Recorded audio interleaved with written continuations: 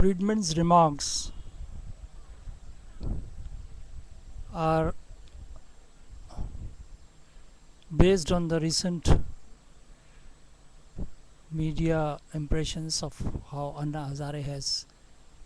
really captured the imagination of the masses, and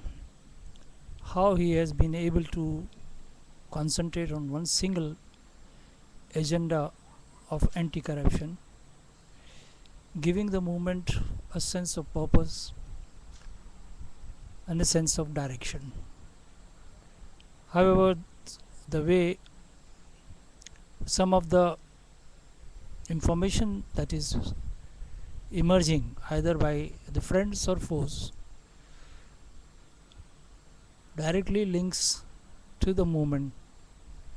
with some foreign connections. That is the most worrisome for the Indian nationals. There is no doubt that personally Anna Hazare has been a very straightforward, very dedicated,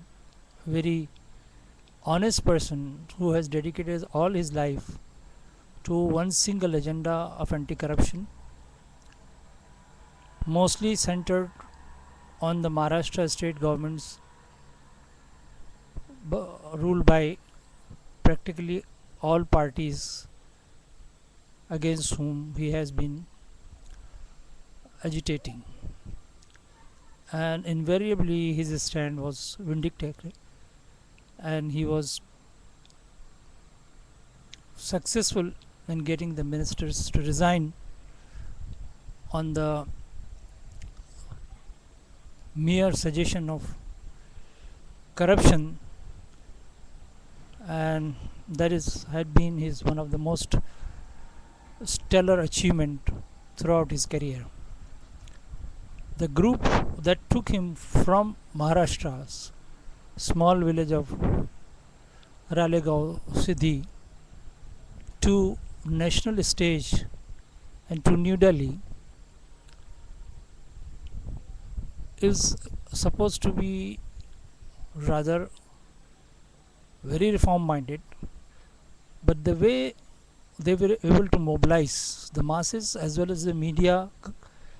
coverage 24/7 has been rather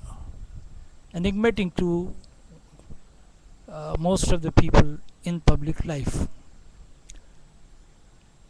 At least two, Kejriwal and Kiran Bedi, are known to be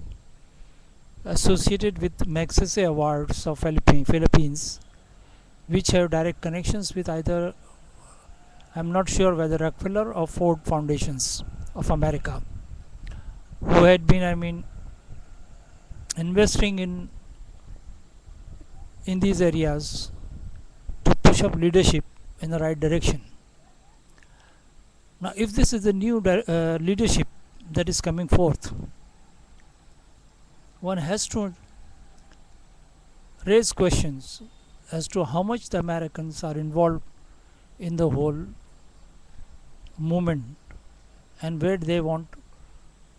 this movement to end. Now, if this is the same movement that is being funded, or rather behind the scene promoted, sponsored, encouraged by money bags from the Wall Street like Rockefellers and others, how much trust Indians could repose in such movements when their strings are being manipulated by foreigners? Now, naturally, Thomas Friedman will at this stage either knowingly or unknowingly will not discuss the finer details of how this movement is being sponsored, possibly by the US interests. But if the money bags in America are into this game of starting movements, they also should be savvy enough to see that any movement that threatens their interests in state,